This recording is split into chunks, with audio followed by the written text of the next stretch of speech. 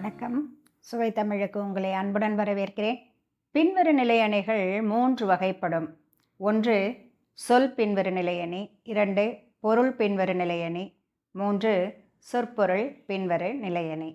இதில் சொல் பின்வரு நிலையணியையும் பொருள் பின்வரு நிலையணியையும் இதற்கு முந்தைய 2 பதிவுகளில் விளக்கமாக பார்த்தோம். இந்த பதிவில் நாம் பார்க்க போகிறது சொற்பொருள் பின்வரு நிலையணி. சொற்பொருள் பின்வரு நிலையணியை பற்றிய முழுமையான விளக்கத்தை சான்றுகளோட விளக்கமாக இந்த பகுதியில் நாம் பார்க்கலாம். சொற்பொருள் பின்வரு நிலை அணி. இந்த அணியினுடைய அணி விளக்கம் என்னன்னு பார்க்கலாம். ஒரு செய்யுளில் முன்னர் வந்த ஒரு சொல் அதே பொருளில் மீண்டும் பலமுறை வருவது சொற்பொருள் பின்வரு நிலையணி ஆகும். சொற்பொருள் பின்வரு நிலையணினா சொல்லும் அதே சொல் தான், பொருளும் அதே பொருள் தான். அதாவது ஒரே சொல் அதே பொருளில் ஒரு செய்யுளில் மீண்டும் பலமுறை வருவது, அதுதான் சொற்பொருள் பின்வரு நிலையணி ஆகும். சொற்பொருள் பின்வரு நிலையணிக்கு எடுத்துக்காட்டாக ஒரு திருக்குறள் பார்க்கலாம். எல்லா விளக்கும் விளக்கல்ல சான்றோர்க்கு பொய்யா விளக்கே விளக்கு. இப்போ இங்கே விளக்கு அப்படிங்கிற சொல் பார்த்தீங்கன்னா 4 இடத்துல வந்திருக்கு. இந்த ஒரு குறளில் விளக்கு அப்படிங்கிற சொல் 4 இடத்துல வந்திருக்கு. சரி, திருக்குறளினுடைய பொருள் என்ன அப்படின்னு பார்க்கலாம். புறத்தில் உள்ள இருளை நீக்கும் விளக்குகள் எல்லாம் விளக்குகள் அல்ல, சான்றோர்களுக்கு அகத்து இருள் நீக்கும் பொய் சொல்லாமை என்னும் விளக்கே விளக்காகும். சாதாரணமாக விளக்கேற்றினோம் அப்படின்னு சொன்னால் புறத்தில் வெளியில் இருக்கும் இருளை நீக்கும். ஆனால் அதெல்லாம் விளக்குகளே கிடையாது. யாருக்கு? சான்றோர்களுக்கு. சரி, அவங்களுக்கு எது விளக்குன்னு சொல்கிறாங்க? அகத்து இருள் நீக்கும். அகம்னா உள்ளம், உள்ளத்தில் இருக்கக்கூடிய அறியாமையாகிய இருளை நீக்கும் பொய் சொல்லாமை என்னும் விளக்கே விளக்காகும். இங்கே விளக்கு 4 இடத்துல வந்திருந்தாலும் கூட இதில் ஒரே சொல் தான் வருது, ஒரே பொருளை தான் தருது. விளக்கு அப்படிங்கிறதுக்கு வேறு சில பொருள்கள்லாம் கூட இருக்குது. ஆனால் இந்த திருக்குறளில் விளக்குன்னா என்ன? வெளிச்சத்தை தரக்கூடிய விளக்கு. அப்போ ஒரே சொல் ஒரே பொருள் இந்த ஒரு திருக்குறளில் 4 இடங்களில் தொடர்ந்து வந்திருக்கு இல்லையா? அதனால் இந்த திருக்குறள் சொற்பொருள் பின்வரு நிலை அணி. இப்போ இதுக்கு அணி பொருத்தம் எழுதணும். எப்படி எழுதுறது? இத்திருக்குறளில் விளக்கு என்னும் சொல் ஒரே பொருளில் பலமுறை வந்துள்ளதால் இது சொற்பொருள் பின்வரு நிலையணி ஆகும். இன்னொரு சான்று, எப்பொருள் யார் யார்வாய் கேட்பினும் அப்பொருள் மெய்ப்பொருள் காண்பது அறிவு. இங்கே பொருள் அப்படிங்கிற சொல் 3 முறை தொடர்ந்து வந்திருக்கிறது. இந்த திருக்குறளினுடைய விளக்கம் என்ன அப்படின்னு பார்க்கலாம். எந்த ஒரு கருத்தை எவர் கூற கேட்டாலும் அக்கருத்தின் உண்மையை ஆராய்ந்து தெளிவதே அறிவுடைமை. எப்பொருள் எந்த ஒரு கருத்தையும் யார் யார்வாய் கேட்பினும்னா யார் சொல்ல கேட்டாலும், யார் யார் சொல்ல கேட்டாலும் அப்பொருள் மெய்ப்பொருள் காண்பது அறிவு. அந்த பொருள், அதாவது அவங்க சொல்லக்கூடிய அந்த கருத்து உண்மையான கருத்து தானா அப்படிங்கிறத ஆராய்ந்து பார்த்து தெரிவது தான் அறிவுடைமை அப்படிங்கிறது இந்த குறளினுடைய பொருள். சரி, இந்த குறள் எப்படி சொற்பொருள் பின்வரு நிலையணிக்கு சான்றாக வருகிறது அப்படின்னு பார்க்கலாம். அணி பொருத்தம். இத்திருக்குறளில் பொருள் என்ற சொல் மீண்டும் மீண்டும் வந்து கருத்து என்ற ஒரே பொருளை தருவதால் இது சொற்பொருள் பின்வரு நிலையணி. அதாவது பொருள் அப்படிங்கிற இந்த சொல் மறுபடியும் வருது, ஆனால் ஒரே பொருளை தான் தருது. அர்த்தம் ஒரே அர்த்தம் தான். என்ன? கருத்து அப்படிங்கிறது தான் இந்த பொருள் என்பதனுடைய அர்த்தமாக இங்கே வருது. அப்போது பொருள் என்ற சொல் கருத்து என்ற ஒரே பொருளை தருவதால் இது சொற்பொருள் பின்வரு நிலையணி. 3வதாக இன்னொரு எடுத்துக்காட்டு. நோய் நாடி நோய் முதல் நாடி அது தணிக்கும் வாய் நாடி வாய்ப்பச் செயல். இப்போ இந்த திருக்குறளுக்கான விளக்கம்.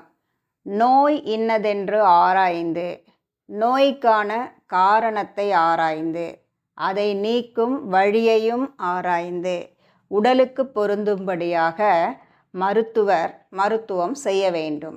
இப்போ இதில் பார்த்தோன்னா நோய் அப்படிங்கிற சொல் 2 தடவை வந்திருக்கு. அதே மாதிரி நாடி அப்படிங்கிற சொல் 3 முறை வந்திருக்கு.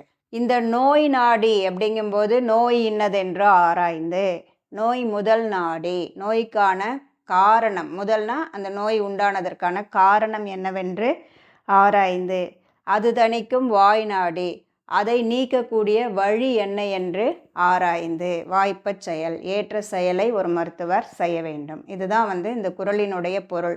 இதில் பார்த்தோன்னா இந்த நோயின் 2 தடவை வந்திருந்தாலும் கூட அது ஒரே பொருளை தான் தருகிறது. அதே மாதிரி இந்த நாடி அப்படின்னு வந்திருந்தாலும் ஒவ்வொரு முறையுமே ஆராய்ந்துங்கிற ஒரே பொருளை தான் அது தருகிறது. அதாவது ஒரு சொல் மீண்டும் மீண்டும் ஒரே பொருளை தருகிறது. இதை அணி பொருத்தம்னு எப்படி விளக்கமாக எழுதணும் அப்படிங்கிறது பார்க்கலாம். இத்திருக்குறளில் நோய் என்ற சொல் துன்பம் என்னும் ஒரே பொருளிலும், நாடி என்னும் சொல் ஆராய்ந்து என்னும் ஒரே பொருளிலும் மீண்டும் மீண்டும் வந்துள்ளதால் இது சொற்பொருள் பின்வரு நிலையணி ஆகும். இந்த மாதிரி அணி பொருத்தம்ங்கிறத தனியாக எழுதணும். 4வதா சொற்பொருள் பின்வரு நிலையணிக்கு இன்னொரு சான்று. எண்ணிய எண்ணியாங்கு எய்துப எண்ணியார் திண்ணியர் ஆகப் பெறின். இந்த குறளினுடைய விளக்கம் என்ன அப்படின்னா, எண்ணியவர் மன உறுதி உடையவராக இருந்தால் அவர் எண்ணியவற்றை எண்ணியவாறே அடைவர். எண்ணியன நினைத்த அப்படிங்கிற பொருள். இது எப்படி இந்த சொற்பொருள் பின்வரும் நிலை அணிக்கு பொருந்தி வருகிறது அப்படிங்கிறத அணி பொருத்தம் விளக்கமாக எழுதணும். இத்திருக்குறளில் எண்ணிய என்னும் சொல் மீண்டும் மீண்டும் நினைத்த என்ற ஒரே பொருளை தருவதால் இது சொற்பொருள் பின்வரும் நிலை அணி.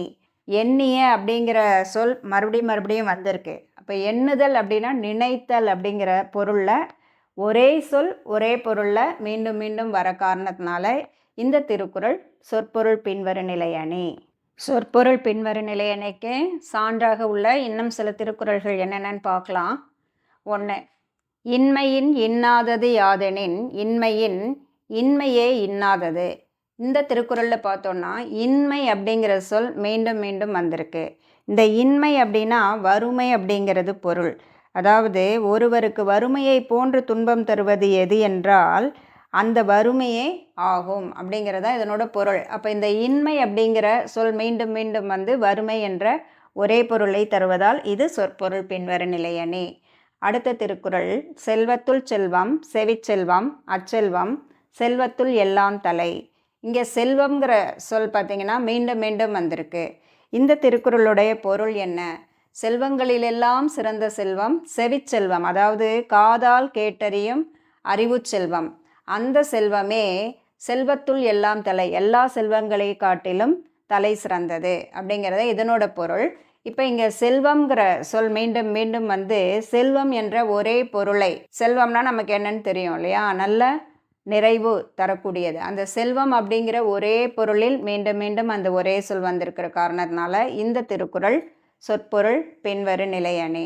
அடுத்த திருக்குறள் பார்த்தோன்னா குணம் நாடி குற்றமும் நாடி அவற்றுள் மிகை நாடி மிக்க கொளல். குணம் நாடி குணங்களை ஆராய்ந்து, குற்றங்களை ஆராய்ந்து, அவற்றுள் மிகை நாடி அவற்றுள் எது அதிகம் என்று ஆராய்ந்து, மிக்க கொளல் எது அதிகமாக இருக்கிறதோ அதனை கொண்டு ஒருவரை பற்றி முடிவு செய்ய வேண்டும். ஒருவருடைய குணத்தையும் குற்றத்தையும் ஆராய்ந்து அவற்றுள் எது அதிகமாக இருக்கிறது என்பதை ஆராய்ந்து பார்த்து அவரை பற்றிய முடிவை நாம் செய்ய வேண்டும். அப்போ இங்கே நாடி அப்படிங்கிற சொல் மீண்டும் மீண்டும் ஆராய்ந்து என்ற ஒரே பொருளை தருவதால் இது சொற்பொருள் பின்வரு நிலையணி. தேர்வில் இந்த மாதிரி ஒரு வினா வந்தால் சொற்பொருள் பின்வரு நிலை அணியை விளக்கு அப்படின்னு சொன்னால் இந்த மாதிரி அணி விளக்கம், சான்று விளக்கம், அணி பொருத்தம், இந்த உள்தலைப்புகள் போட்டு முழுமையாக விளக்கமாக எழுதினா இந்த வினாவுக்குரிய முழு மதிப்பெண்களும் நிச்சயமாக பெற முடியும். இதுவரையிலும் சொற்பொருள் பின்வரு நிலையணியை பற்றிய விளக்கத்தை நிறைய சான்றுகளோட ரொம்ப தெளிவாக பார்த்தோம். இந்த பதிவு உங்களுக்கு மிகவும் பயனுள்ளதாக இருக்கும் என்று நம்புகிறேன். இது போன்ற பயனுள்ள மற்றொரு பதிவில் மீண்டும் சந்திப்போம்.